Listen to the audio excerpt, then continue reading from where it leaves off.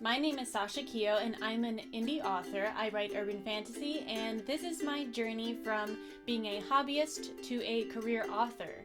This is the author journey. First, I need to address the cat in the room. His name is Loki. He is, 7 years old?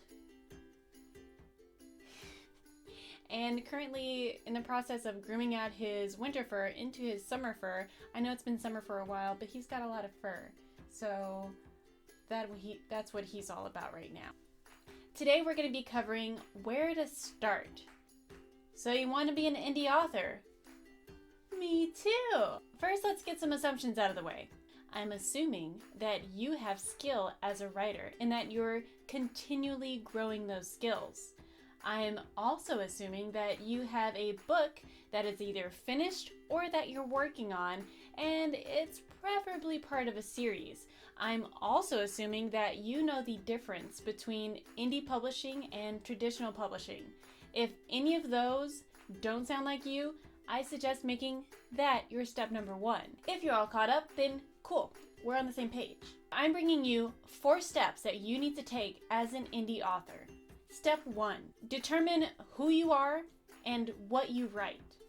You need to understand and embrace your genre. You need to do this correctly because your genre is your invitation to your very best audience, the people who want to read your book.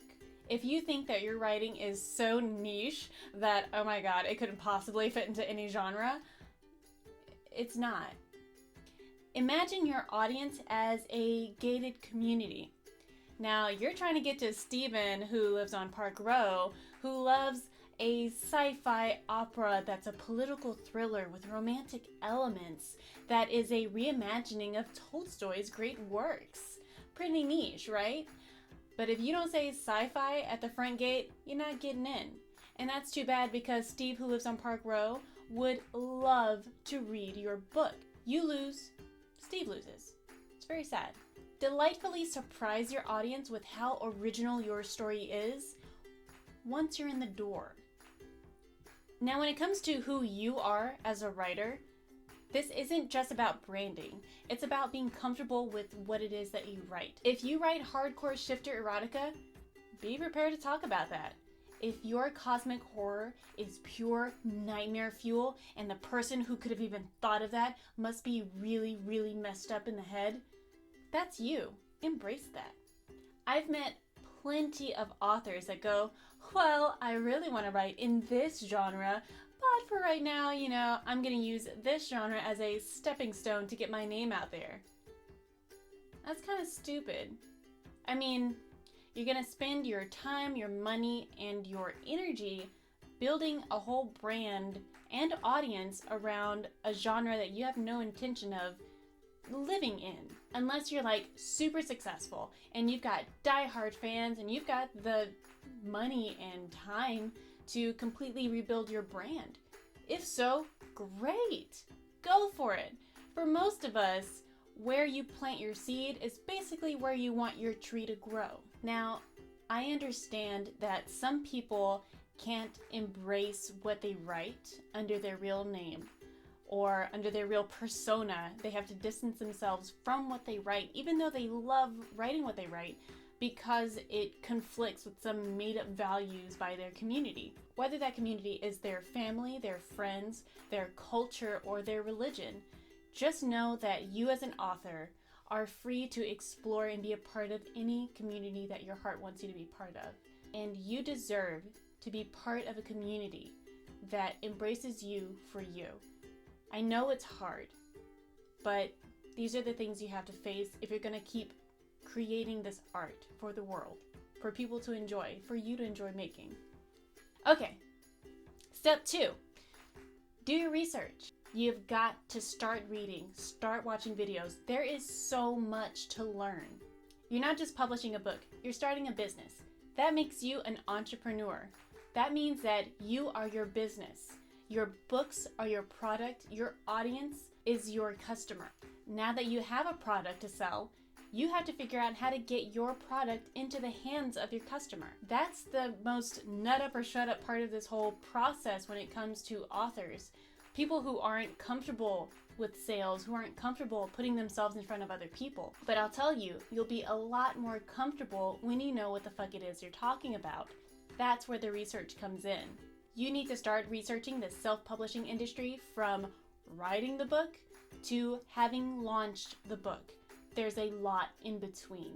As part of this step 2, here are 3 things that you can do. Number 1, find a podcast that you can listen to on your daily commute. I like Author Like a Boss by Ella Barnard. It has relatable interviews with other authors, a lot of them indie authors, that makes it feel very achievable and accessible. And again, it's very relatable as a person who writes. Number 2, you need to start watching AuthorTube channels. I personally like Jenna Moresi. Her channel is super fun, super entertaining, and very informative. Tip number 3, start following entrepreneurs on your social media. You need success in your landscape so that you have a community that you can relate to. Vibrate higher. Big step number 3 for people who are getting into indie authoring, write everything down. Write it down.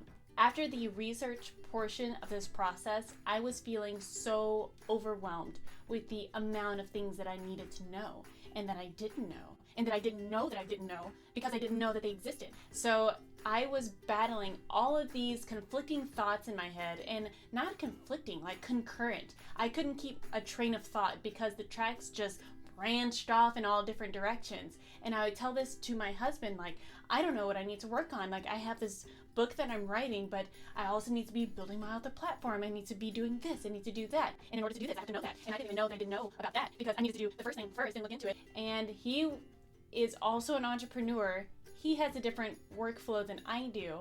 And he is very attuned to how I work emotionally and just practically. So his suggestion, which has worked out so well for me, and that is why I'm passing that on to you, write everything down.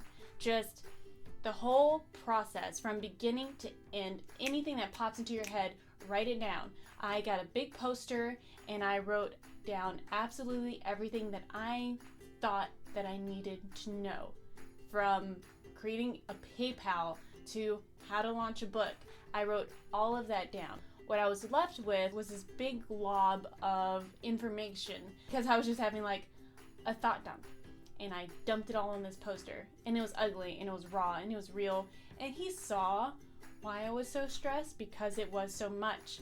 And you're gonna feel that way too when you look down at it and like, oh shit, this is so much information that I don't know. I just know these words that represent these ideas I have no familiarity with. And that is okay. Because what you're gonna do is once you have everything down, you can hold it and you can see it, and then you organize it. You organize it in a priority sense, in a timeline sense. Okay, like what I talked about, going from researching how to write all the way to having launched a book, you need to organize all of your thoughts and all of your processes along that timeline. And that's going to become your long-term achievable goal. You can write a book. You can launch a book.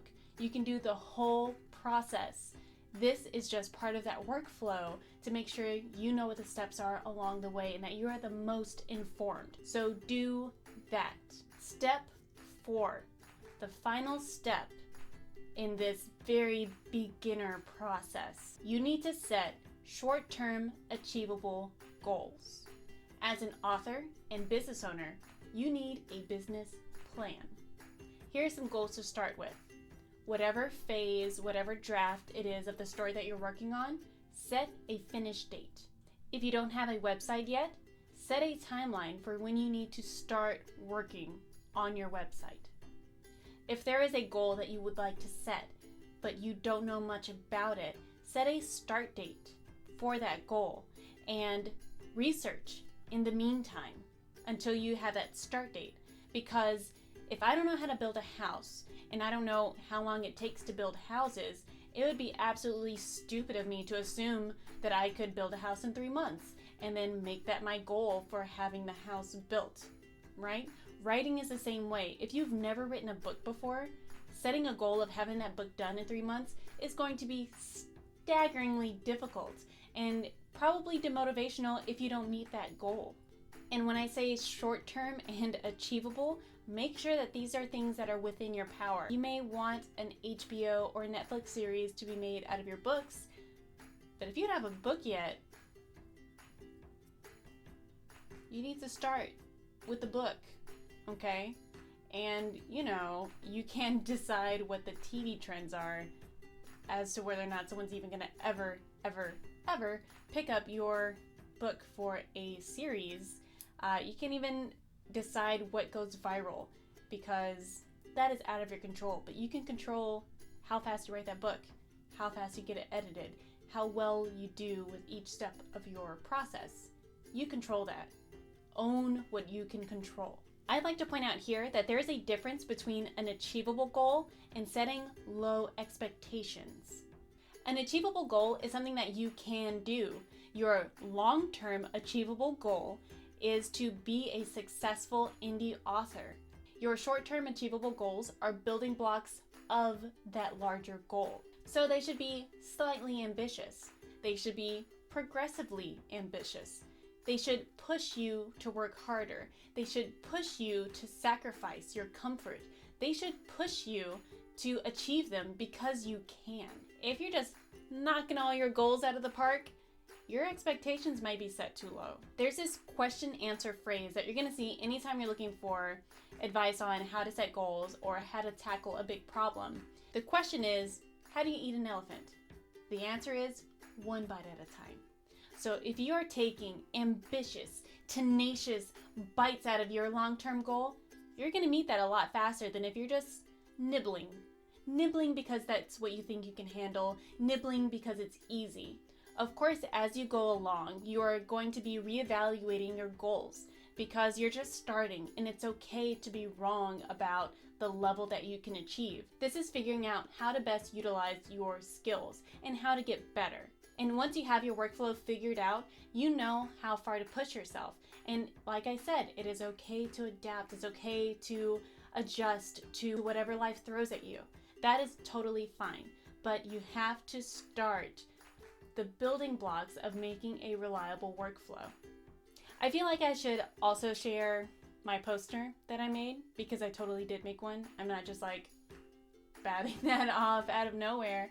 So I'm gonna go get that. I will show you.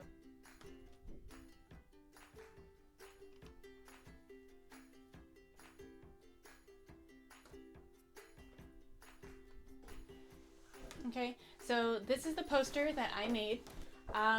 It is definitely kind of in like a concurrent timeline format. If you like, comment. I will definitely post this if people are interested. I feel like everyone's poster is going to be a little different because everyone has different strengths and different focuses. This is part of my social media marketing thing because I feel like that's important and I can really utilize that. I feel like that could be a strong suit for me. I'm just trying. We'll see. Timeline wise, right? So this is how it's formatted. So it's like timeline here, down, right? And then across are things I need to do. So it's kind of like this first as it goes down, but it's across the board, you see. So it's like all of these things are equally as important. So I couldn't like say one is exactly above the other. These need to be concurrent. You can't work on only one aspect at a time. You can't say, this month I'm working on this month I'm working on that. And you have to kind of do like bits and pieces. It's okay for day by day, like today and tomorrow. This week, I'm working on marketing. Next week, I'm back to writing. The next week, I'm working on marketing. The next week, I'm back to... It's okay to do it like that once you're kind of into the process. If you don't have anything written yet, focus on the writing. I love this poster. I love it.